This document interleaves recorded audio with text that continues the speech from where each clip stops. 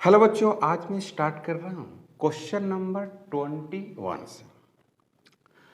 The phase difference between instantaneous velocity and acceleration of particle executing simple harmonic motion is.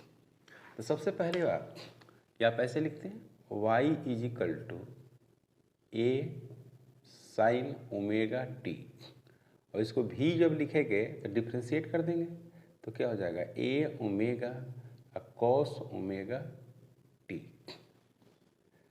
फिर इसको अगर आप लिखते हैं क्या, आपको निकालना है वेलोसिटी एंड एक्सेलरेशन के बीच। यहाँ पर एक्सेलरेशन जब निकालेंगे तो माइनस ए ओमेगा का स्क्वायर और साइन ओमेगा टी ऐसे लिखते हैं। इसी को आप इसको इसके जैसे लिखें, जैसे ये है आपको कॉस में और ये है आपको साइन में, तो इसी को ऐसे लिख सकते हैं A equal to A omega square, यहाँ पर लिखेंगे कॉस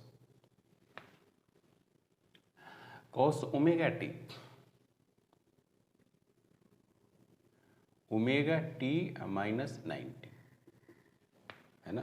तो cos 90 minus theta sine theta होता है, ठीक है ना।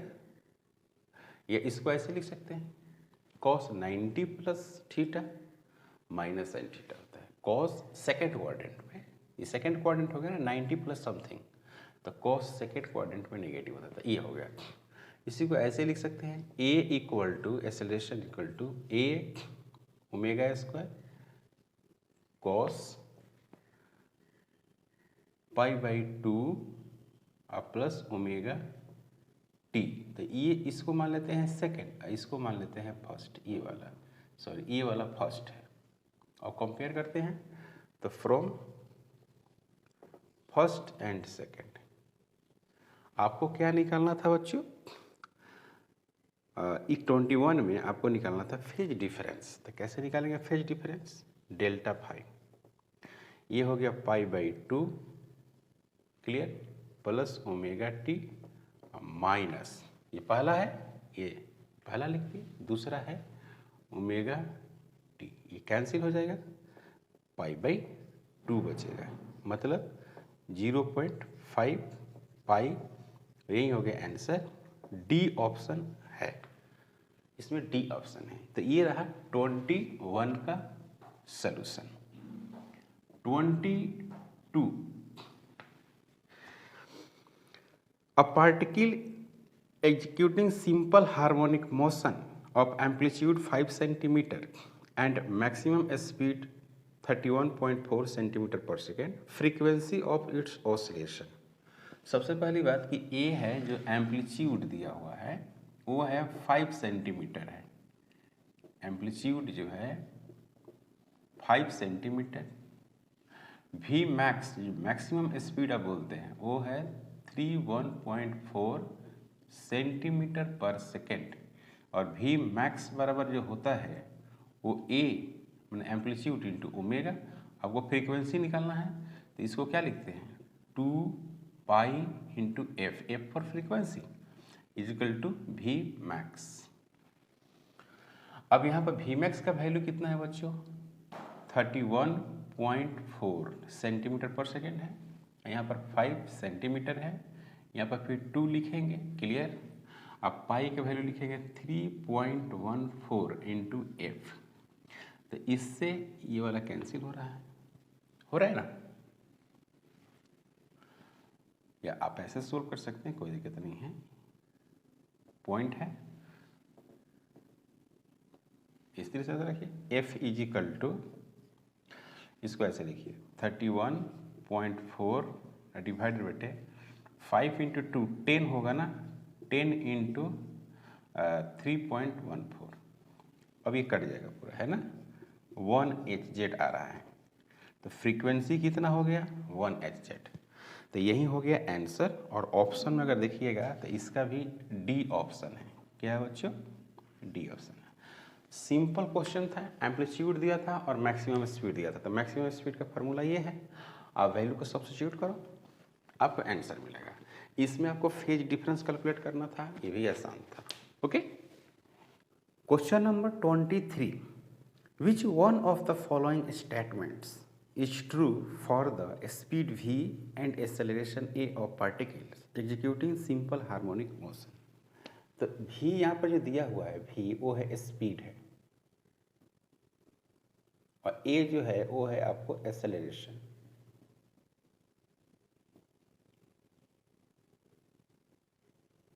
एक्सेलरेशन तो जैसे मान लीजिए कि अगर हम एक बात करें, एसएचएम की ही बात करते हैं, तो यहाँ पे एक सिंपल पेंडुलम ले लेते हैं, सिंपल पेंडुलम।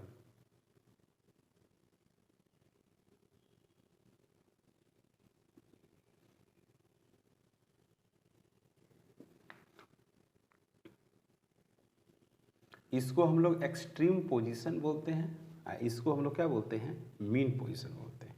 यहाँ पर भी जो होता है वो 0 होता है, और एक्सेलरेशन जो होता है वो मैक्सिमम होता है। यहाँ पर भी जो होता है वो मैक्सिमम होता है, और एक्सेलरेशन जो होता है वो 0 होता है। इसको बोलते हैं मीन पोजीशन। ओके। तो यहाँ पर जब यहाँ पर आती है तो इस पर लगातार स्पीड बढ़ते जाएगी, बढ़ते जाएगी, बढ़ते जाएगी, यहाँ पर सबसे ज़्यादा होगी, लेकिन कुछ देर के लिए कांस्टेंट होगी। मतलब कि स्पीड तो मैक्सिमम होगी लेकिन वो स्पीड कांस्टेंट होगी। क्लियर? तो एक्सेलरेशन क्या होगा, 0 होगा। तो इसे लिख सकते हैं कि एट मीन पोजीशन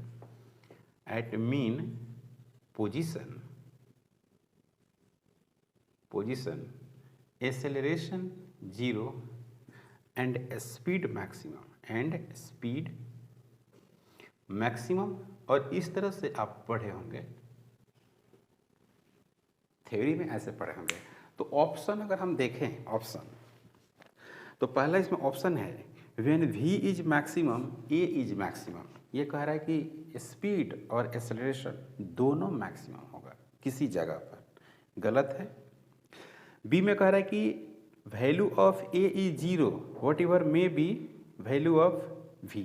कह रहा है कि अगर a 0 होगा ना, a 0 होगा तो वहाँ पर कुछ भी वैल्यू भी हो सकता है, ये कह रहा है।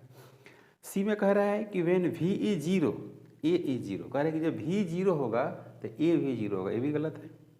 डी में कह रहा है कि व्हेन v इज मैक्सिमम तो a 0। तो ऑप्शन क्या है इसमें, डी। यही आंसर हो जाएगा इसका, डी ऑप्शन होता है। डी ऑप्शन करेक्ट है। 24 इसमें एक डायग्राम भी दिया हुआ है। A particle starting with SHM from the mean position as shown in the figure. Full stop. Its amplitude is capital A and its time period capital T. At one time, its speed is half that of the maximum speed. तो what is the displacement? तो कह रहा है कि इसका क्या displacement होगा। सवाल ये है, पहली बात कि v इज इक्वल टू अगर हम लोग लिखें omega root under a square minus x का स्क्वायर, इस तरह से आप लिख सकते हैं। क्लियर है? अब इसका जो मैक्सिमम स्पीड है, जैसे ये स्पीड होगा, एक मैक्सिमम हो सकता है इसका मैक्सिमम स्पीड, तो जो मैक्सिमम जो v है वो half of the maximum speed है, यही सवाल है। v is equal to v max बटे 2 है, और v मैक्स बराबर क्या है, a इंटू ओमेगा है, डिवाइड बटे 2 हो जाए। डायग्राम भी आपको दिया हुआ है, कुछ डायग्राम ऐसे दिया हुआ है।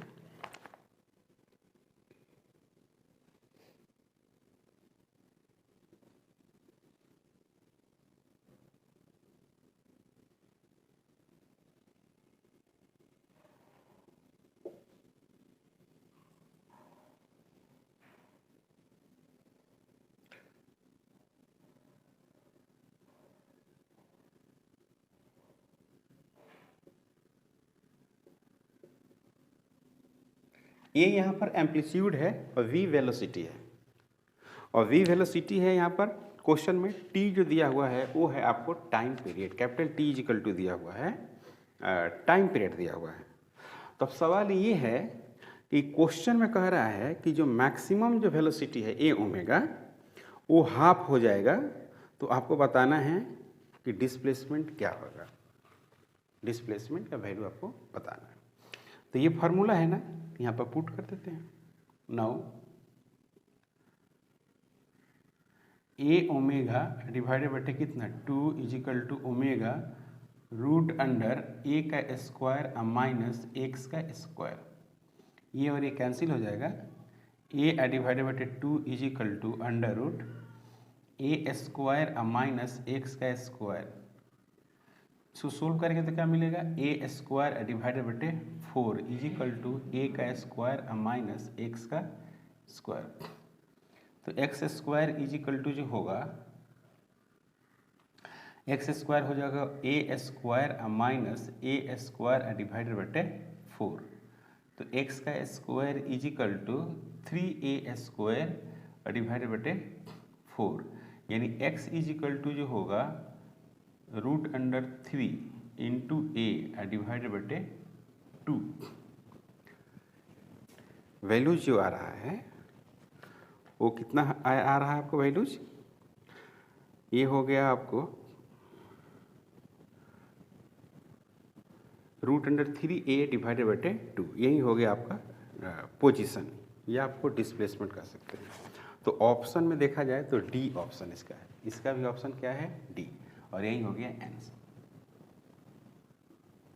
क्लियर, यहाँ तक कोई डाउट नहीं। तो हम लोगों ने सोल्व किया है वो है 23 और 24। 23 और 24 आसान क्वेश्चन है, अगर आप बेसिक थ्योरी जानते हैं तो उसके हेल्प से आप इसको सोल्व कर सकते हैं। इसमें कोई ज़्यादा प्रॉब्लम नहीं है, कोई ज़्यादा कठिनाई नहीं। क्लियर, इसमें कोई डाउट नहीं, कोई डाउट तो नहीं बच्चों? Okay.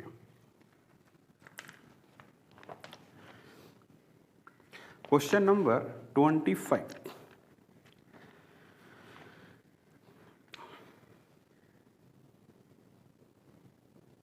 Question number 25. If a simple harmonic oscillator has got a displacement of 0.02 meter and acceleration equal to 2 meter per second at any time, the angular frequency of the oscillator is equal to। इसमें कह रहा है कि जो displacement है वो 0.02 metre है और एक्सेलरेशन जो है वो है आपको 2 मीटर पर सेकेंड स्क्वायर है। तो ए इजिकल टू जो होता है ओमेगा स्क्वायर एक्स होता है, एक्सेलरेशन एट एक्स। यहाँ पर क्या लिखेंगे, यहाँ पर 2 लिखेंगे, फिर ओमेगा का स्क्वायर लिखेंगे, फिर 0.02 लिखेंगे, है ना। तो ओमेगा स्क्वायर इजिकल टू 200 हो जाएगा, फिर नीचे में 2 हो जाएगा, यानी ओमेगा का स्क्वायर इजिकल टू 2 डिवाइडेड बटे 0.02। तो ये हो गया omega is equal to under root 10 आ जाएगा, है ना, रेडियन पर सेकेंड, यही आंसर होगा। तो ऑप्शन के हिसाब से अगर देखा जाए तो ऑप्शन ए करेक्ट है, ए ऑप्शन करेक्ट है। ओके। क्वेश्चन नंबर 26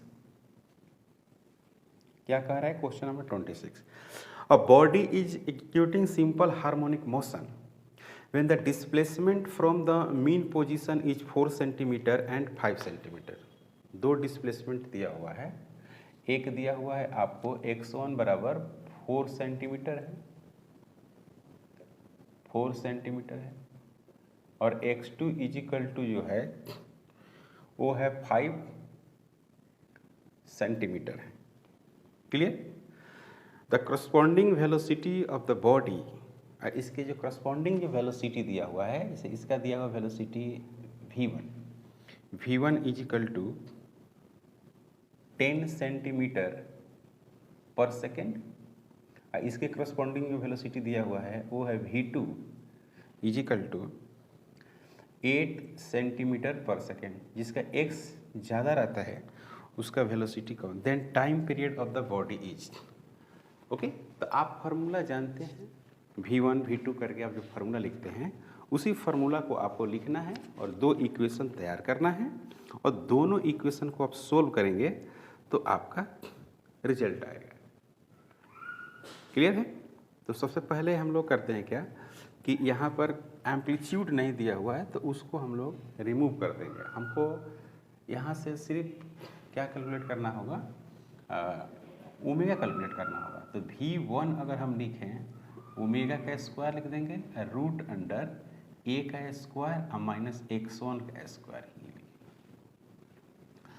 V1 आपको अगर हम बात करें V1 तो यहाँ पर 10 हो जाएगा ओमेगा का स्क्वायर और यहाँ पर हो जाएगा क्या ए स्क्वायर।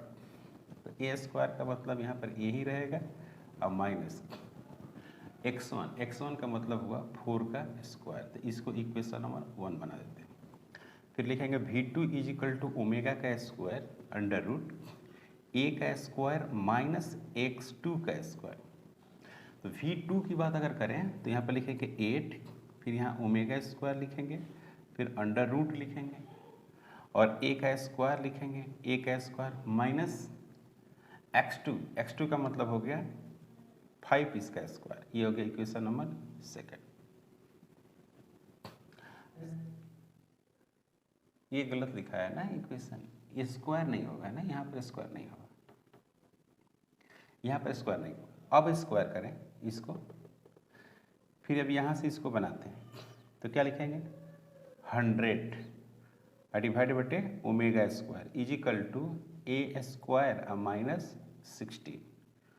सही है। अब इसको इक्वेशन ए दे देते हैं, फिर यहाँ से एक इक्वेशन बना देते हैं तो क्या होगा 64 डिवाइडेड बटे ओमेगा स्क्वायर है कि नहीं, equal to A square minus 25।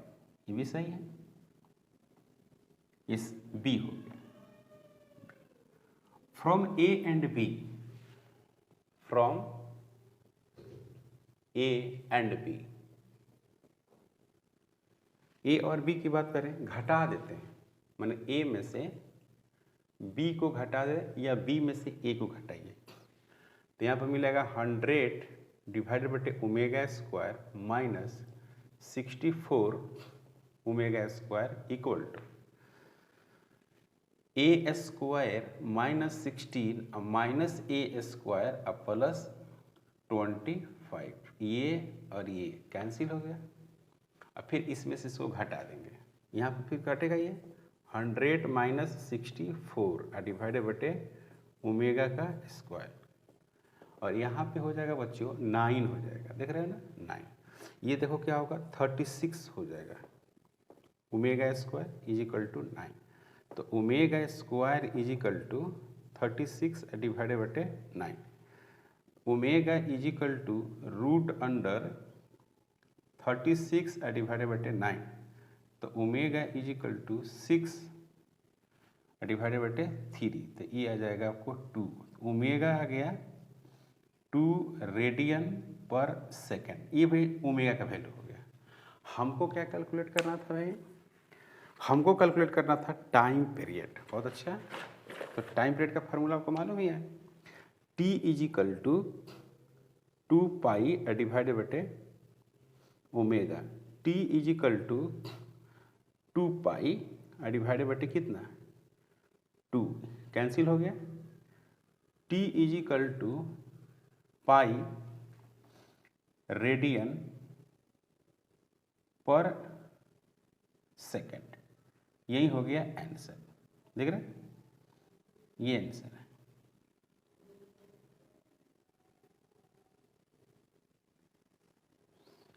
T बराबर हो गया पाई रेडियन पर सेकेंड। और ऑप्शन अगर देखा जाए तो सी ऑप्शन है। ये काफ़ी अच्छा क्वेश्चन था, कठिन तो नहीं था लेकिन ट्विस्ट किया हुआ क्वेश्चन था, मुड़ा हुआ क्वेश्चन था, ज़्यादा घुमाव था question. Question number 27।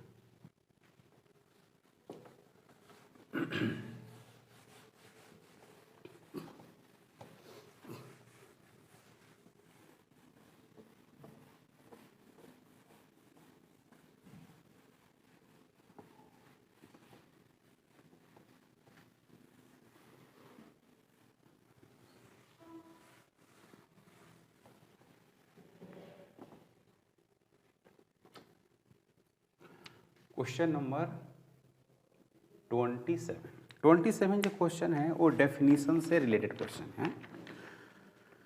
Which of the following equation of the motion represent the simple harmonic motion, मतलब कि सिंपल हार्मोनिक मोशन का होना चाहिए, है ना। इक्वेशन अगर हम बात करें कि इक्वेशन फॉर सिंपल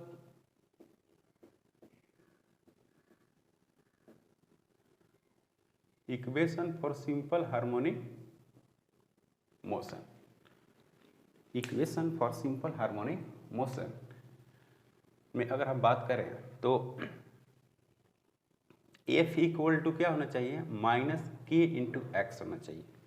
मतलब कि इस तरह का होना चाहिए इक्वेशन, या ऐसे लिख सकते हैं इसको, ए में ए लिख सकते हैं, माइनस के इंटू एक्स लिख सकते हैं। ए को क्या लिखेंगे, D V upon D T लिखेंगे, D V upon D T. अब भी को क्या लिखेंगे, D X upon D T. यहाँ पर लिखेंगे एम, और ए को क्या लिख दिया मैंने, अब यहाँ पर एक बार और लिखिए, A is equal to D upon D T. यहाँ पर क्या होगा, D X upon D T. तो यहाँ पर क्या हो गया, D two x upon D T square, और ये हो गया आपको ए। अब इसको यहाँ पर पुट कर दीजिए, तो एम हो जाएगा d two x upon D T square minus k into x. तो m d two x upon D T square plus k x is equal to 0, यानी डी टू एक्स बटे d T square plus k बटे m into x is equal to 0, यानी ये हो गया acceleration, ये acceleration हो गया, यानी ए प्लस के बटे एम इंटू एक्स, ये कांस्टेंट हो गया, कोई एक कांस्टेंट होना चाहिए, यानी acceleration is equal to minus c into x. मतलब कि एक्सेलरेशन जो होगा ना वो निगेटिव एक्स होना चाहिए, या एफ भी आप लिख सकते हैं, क्या निगेटिव डिस्प्लेसमेंट लिख सकते हैं, ऐसा कंडीशन, ये हुआ कंडीशन, कंडीशन फॉर एसएचएम। अब आपको ये चेक करना है कि ऐसा ऑप्शन में है या नहीं है ना। आपको ये चेक करना है कि ऐसा कंडीशन ऑप्शन में है या नहीं, तो आप चेक कर सकते हैं। पहला है कि एक्सेलरेशन जो लिखा हुआ है, देखिए इसमें जो है एक्सेलरेशन जो पहला ऑप्शन में लिखा हुआ है वो है ऑप्शन, अगर हम देखें पहला, तो एक्सेलरेशन ए जो है वो माइनस के तो लिखा हुआ है, लेकिन एक्स प्लस लिखा हुआ है, एक्स प्लस ए लिखा हुआ है, तो ये एसएचएम में नहीं है, समझे। बी की अगर हम बात करें तो ये बिल्कुल ही नहीं है, क्योंकि ये है प्लस के और एक्स प्लस ए, ये भी नहीं है। और सी में है कि एक्सेलरेशन इज इक्वल टू के इंटू एक्स। फिर डी में है ए इज इक्वल टू माइनस के नॉट इंटू एक्स और प्लस के एक्स का स्क्वायर, तो ये भी नहीं है ना। तो कोई भी ऑप्शन इसमें तो सही नहीं है। तो ये वाला जो क्वेश्चन है 27 question, no any option is correct, no any option, no any option is correct, कोई भी ऑप्शन जो है करेक्ट नहीं है, समझे बच्चों, इसमें कोई भी ऑप्शन सही नहीं है। क्लियर। तो अगर हम बात करें 27 का, तो देखो 27 का ऑप्शन में आपको नहीं दिया रहेगा, कोई भी ऑप्शन इसमें सही नहीं है। क्लियर। बात करते हैं क्या क्वेश्चन नंबर 28 का, क्वेश्चन नंबर 28।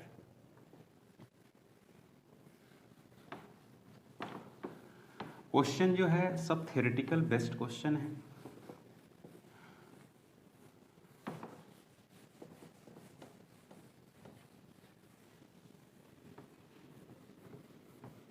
टोटल जो क्वेश्चन है वो थ्योरी बेस्ड क्वेश्चन है।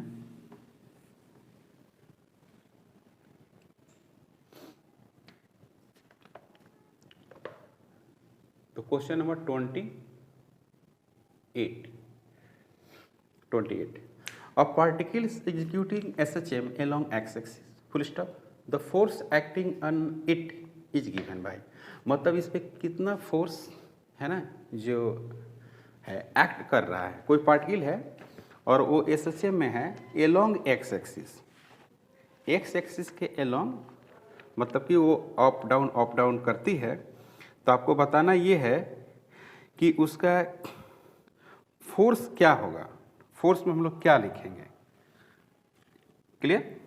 अब ऐसा मान लीजिए कि सपोज दैट इस तरह से है, यहाँ पर एक स्प्रिंग है और इस स्प्रिंग को यहाँ इसमें एम मास से कनेक्ट कर दिया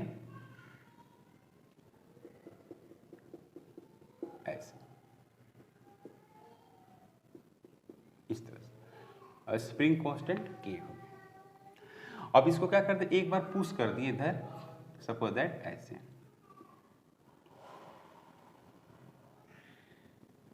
इस तरह से आगे पीछे चल रही है। तो इसमें जो एक्सेलरेशन होगा, एक्चुअल एक्सेलरेशन, वो कैसे होगा यार देखिएगा। एक्सेलरेशन जो होगा माइनस ओमेगा स्क्वायर एक्स, इस तरह का अपना बातें हम लिखते हैं, ओमेगा स्क्वायर एक्स लिखते हैं, या इसी को आप ऐसे लिख सकते हैं d2x अपन dt का स्क्वायर इज इक्वल टू या डायरेक्टली प्रोपोर्शनल माइनस एक्स। इस तरह के हम लोग एक्सेलरेशन लिखते हैं, ऐसे वैल्यू लिखते हैं। अब इसी में अगर हम मान लीजिए कांस्टेंट की अगर हम बात करें, कोई कांस्टेंट, तो हम लोग ऐसे लिखेंगे। अब यहाँ पर एक ओमेगा है, तो आप ओमेगा में एक रिलेशन आप पढ़े होंगे, ओमेगा में एक आप रिलेशन पढ़े होंगे, ओमेगा स्क्वायर एक्स है ना, तो यहाँ पर ओमेगा इज इक्वल टू आप लिखे होंगे k is equal to m omega square, काफ़ी फेमस फार्मूला है। के स्प्रिंग कांस्टेंट है, स्प्रिंग कांस्टेंट, और एम जो है mass of particle, mass of particle जो ऑसिलेट कर रही है, mass of particle, k spring constant, m mass of particle, omega जो है एंगुलर स्पीड है। तो हम क्या कह रहे हैं कि यहाँ पर ओमेगा के बराबर एम ओमेगा स्क्वायर, तो omega square is equal to k बटे क्या लिख सकते हैं, एम लिख सकते हैं, ओमेगा का स्क्वायर। तो यहाँ पर आप लिखेंगे f is equal to k divided बटे एम इंटू क्या लिखेंगे x with negative sign, okay.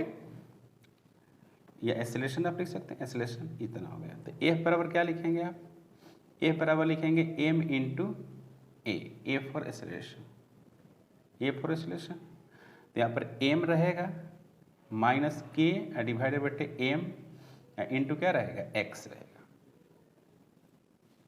M से एम कट जाएगा तो यहीं आएगा एफ बराबर माइनस के इंटू एक्स,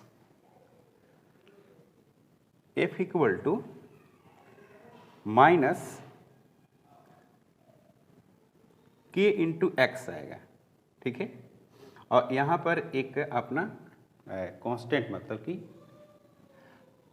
एक कांस्टेंट वैल्यू आप यहाँ पर कर सकते हैं, एफ बराबर माइनस के, यहाँ पर ए, के तो स्प्रिंग कांस्टेंट, एक्स डिस्प्लेसमेंट है, ए एम कांस्टेंट हो गया, तो यहाँ पर हो गया एक्स, एफ बराबर के ए एक्स। तो इसमें ऑप्शन अगर आप देखते हैं क्वेश्चन नंबर 28 में, तो इसमें एक ही ऑप्शन मिल रहा है, वो है माइनस ए के एक्स। निगेटिव होना श्योर है, तो आपको अगर निगेटिव देखेंगे तो पहला में कुछ है ही नहीं, दूसरा में है ही नहीं निगेटिव, तीसरा में भी नहीं, तो निगेटिव पार्ट है, यानी ऑप्शन इसका जो होगा डी होगा, यही आंसर होगा। इसको हम लोग रीस्टोरिंग फोर्स भी बोलते हैं, रीस्टोरिंग जितने भी निगेटिव साइन में रहता है उस सब के सब F बराबर अगर निगेटिव साइन में आए तो उस सब के सब रीस्टोरिंग फोर्स होता है। क्लियर? अब बात करेंगे हम लोग क्वेश्चन नंबर 28 का।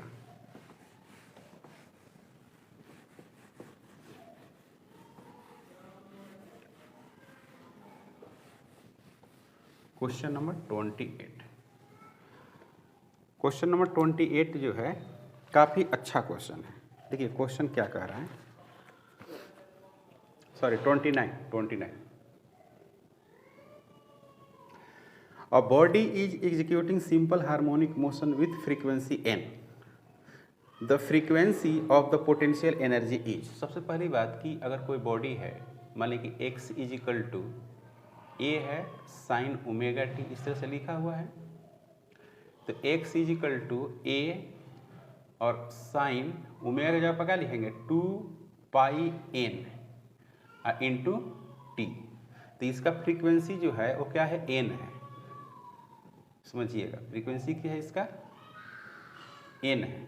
और पोटेंशियल एनर्जी की अगर हम बात करें, पोटेंशियल एनर्जी का तो क्या लिखेंगे 1/2 के, फिर क्या लिखेंगे बच्चों x²। तो यहाँ पर लिखे 1/2, यहाँ पर लिख दिए k और x के बदले इतना लिखना है, तो a² sine square omega T ऐसे। और साइन स्क्वायर ओमेगा टी के बदले क्या लिखेंगे, यहाँ पर लिखेंगे 1/2 k a² और साइन स्क्वायर ओमेगा टी के बदले लिखेंगे तो 1 - cos 2 ओमेगा टी, लग रहा है ना, और डिवाइडेड बटे क्या लिख देंगे 2 ऐसे। इसी को ऐसे लिख सकते हैं 1/4 फिर k फिर a² 1 - cos 2 अब पाई के बदले क्या लिखेंगे 2 ओमेगा, सॉरी ओमेगा के बदले लिखेंगे 2 पाई n, है ना, 2 पाई n इंटू टी। एक लाइन और लिखते हैं 1/4 k फिर a² फिर 1 - cos 4 पाई और n इंटू टी ऐसे। तो इसको इक्वेशन नंबर क्या लिखेंगे फर्स्ट, इसको इक्वेशन नंबर क्या लिखेंगे सेकंड। अब फ्रॉम फर्स्ट एंड सेकंड से बात करें, now from first and second, पहला और दूसरा को लेकर चलें तो क्या होगा फ्रीक्वेंसी जो होगी फ्रीक्वेंसी ऑफ पोटेंशियल एनर्जी,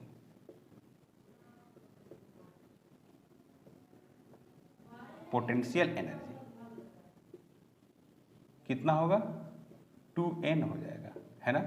तो यही आंसर हो जाएगा। लेकिन यहाँ पर 2n आ गया ना, यहाँ पर 2n है तो यहाँ पर 4 पाई n है, तो 2n से कंपेयर करेंगे इसको तो आपको 2n आ जाएगा, समझे। तो इसमें ऑप्शन जो होगा वो सी होगा, सी ऑप्शन है, यही आंसर है। Okay, question number 30।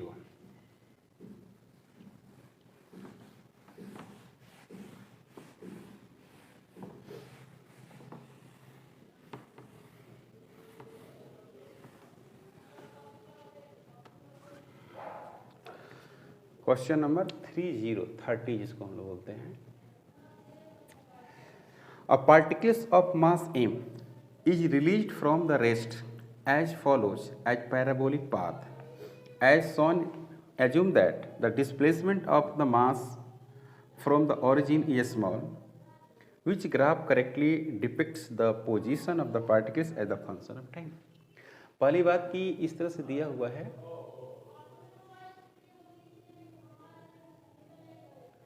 ये हो गया पोटेंशियल एनर्जी Vx और यहाँ पर ये दोनों जो हो गया एक्सट्रीम पोजीशन, है ना, और ये हो गया मीन पोजीशन। तो पोटेंशियल एनर्जी जो होता है मीन पोजीशन पर वो 0 होता है, और पोटेंशियल एनर्जी यहाँ पे जो होता है वो मैक्सिमम होता है। एक्सट्रीम पोजीशन पर potential energy maximum, mean position पर 0। तो इस तरह से कोई पार्टिकल आ रही है ऐसे, फिर ऐसे जा रही है, फिर वहाँ से ऐसे ऐसे आ रही है, ऐसे ऐसे कर रही है। तो यहाँ पे पोटेंशियल एनर्जी सबसे ज़्यादा है, ये ए है और ये बी है। तो हम लिखेंगे क्या, at a potential energy maximum, potential energy maximum. So position is maximum, so position of particle, position of particle is maximum. तो पोजीशन ऑफ जो पार्टिकल है वो भी क्या होगा, मैक्सिमम होगा, ज़्यादा होगा। ओके, तो पोटेंशियल एनर्जी जो होती है, potential energy is equal to 1/2 k into X का square. X is equal to क्या होगा, X is equal to a sine omega t होता है। तो हमको निकालना है पोजीशन का ग्राफ ना, पोजीशन का ग्राफ निकालना है ना। तो अब ये पोजीशन में कहाँ से स्टार्ट करना है, यहाँ से स्टार्ट करना, ना कि यहाँ से स्टार्ट करना। अगर यहाँ से स्टार्ट होती तो ये यहाँ पहुँच जाते। ओके, तो starting from mean position, sorry starting from extreme position, starting from extreme position, extreme position से स्टार्ट कर रही है, मतलब यहाँ से स्टार्ट करेंगे। ये x है और ये क्या है, t है। एक्सट्रीम पोजीशन से स्टार्ट करेंगे, तो एक्सट्रीम पोजीशन से यहाँ से स्टार्ट किया है, तो यहाँ से स्टार्ट करेंगे ऐसे होगा। साइन का ग्राफ है। ओके, तो यही आंसर होगा। अब इसमें देखो भाई ऑप्शन में क्या दिया हुआ है, तो ऑप्शन में पहला ही दिया हुआ, देख रहे हो, फर्स्ट है ऑप्शन, तो ये हो गया आंसर फर्स्ट। ठीक है, तो आज हम लोग 30 तक सोल्व किए हैं। नेक्स्ट में हम लोग कंटिन्यू इसको आगे रखेंगे, सोल्व करेंगे। अगर आप हमारे चैनल पर नए हैं प्लीज़ सब्सक्राइब करें, शेयर करें। Thank you.